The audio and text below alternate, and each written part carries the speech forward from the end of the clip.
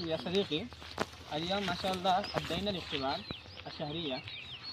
ولكن ما وجدت الأخ أكرم، فكان غائبا منذ الصباح. هل أنتم وجدتم؟ ما نظرت إليه أيضا. ما نظرت إلى أين ذهب ذلك الطالب؟ يا للعجب، ذلك الطالب هناك قائم، ماذا يفعل؟ هل يتحدث مع الجبال؟ والجبال لا تتحدث مع أي شخص، فكيف هو يتحدث؟ هيا نذهب إلى ذلك الطالب ونسأله ماذا هو يتفكر في ذهني قائما هنا. ما تراضي؟ نعم إن شاء الله نذهب. نعم.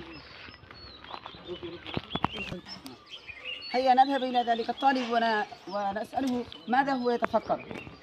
السلام عليكم يا صديقي. السلام عليكم ورحمة الله وبركاته. وعليكم السلام ورحمة الله وبركاته.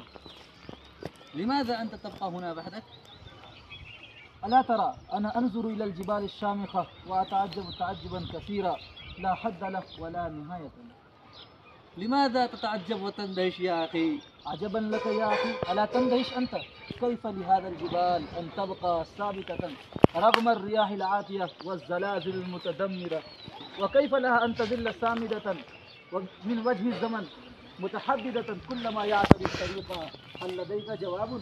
نعم يا أخي، هذه الجبال مع هاماتها التي لا تقهر والتي تتحدى الزمن وتتصدى للريح والزلازل هي أصدق شاهد على قدرة الخالق التي لا تحد ولا توصف، وهي آيات حية ومهارات دامغة على أن الله تعالى هو الخالق المهيمن الذي خلق كل شيء ولا يعجزه أي شيء في الأرض ولا في السماء. فيا سبحان الله وقدرته، كيف لهذا الجبال؟ فيا سبحان الله وقدرته، إني أشكر، كيف لي أن أشكر الله تبارك وتعالى على قدرته العظيمة. كأن لساني عاجز عن وصف عظمة الله وقدرته. لو أنني أملك ألف كلمات لما استطعت أن أحسن بها الثناء على قدرته العظيمة. كل لفظ يبقى قاصرا عن إدراك السمو. لا تيأس أخي، من فضل الله علينا أيضا أنه علمنا الحمد والثناء بتعبير يفوق كل التعبير، وهو صفوة الكلمات الثنائية التي لا تعد لها أي كلمات في ذخيرة اللغات، وهي سورة الفاتحة. ما شاء الله، ما أحسن. لو تطربنا أنت يا معروف بتلاوة سورة الفاتحة، فإنها أعظم سورة القرآن وأشرفها، وهي تجسد عظمة الله بكل معانيها، وفي كلماتها تتجلى أسماء آيات الثناء والتسبيح. بكل رحابة صدر يا أخي، إن شاء الله الآن أتلو، فعليكم الاستماع. أعوذ بالله من الشيطان الرجيم. بسم الله الرحمن الرحيم. الحمد لله رب العالمين، الرحمن الرحيم، مالك يوم الدين، إياك نعبد وإياك نستعين، اهدنا الصراط المستقيم، صراط الذين أنعمت عليهم غير المغضوب عليهم ولا الضالين.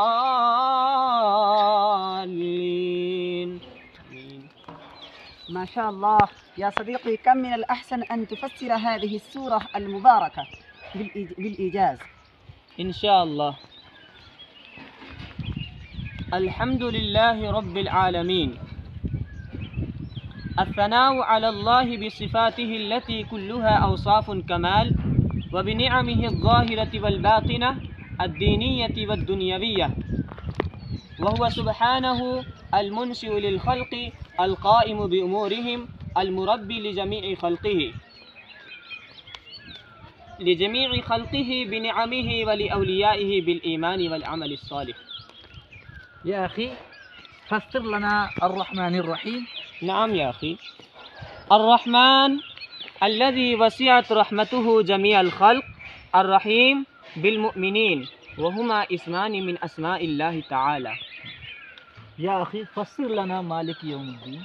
نعم، مالك يوم الدين وهو سبحانه وحده مالك يوم القيامة الذي هو يوم الجزاء على الأعمال. وفي قراءة المسلم لهذه الآية في كل ركعة من صلواته تذكير له باليوم الآخر وحث له على الاستعداد بالعمل الصالح والكف عن المعاصي والسيئات. يا أخي كم من الأحسن لو تفسر الآية التالية. إن شاء الله. إياك نعبد وإياك نستعين، إنا نخصك وحدك في العبادة ونستعين بك في جميع أمورنا، فالأمر كله بيدك لا يملك منه أحد مثقال ذرة. وفي هذه الآية دليل على أن العبد لا يجوز له أن يصرف شيئا من أنواع العبادة كالدعاء والاستغاثة والذبح والطواف إلا لله وحده.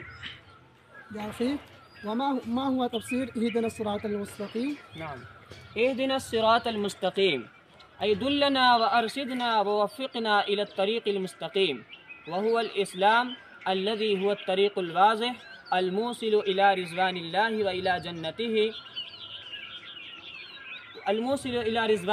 وإلى جنته. وفي هذه الآية الذي دل عليه خاتم رسله وأنبيائه محمد صلى الله عليه وسلم، فلا سبيل إلى سعادة العبد إلا بالاستقامة عليه. يا أخي ما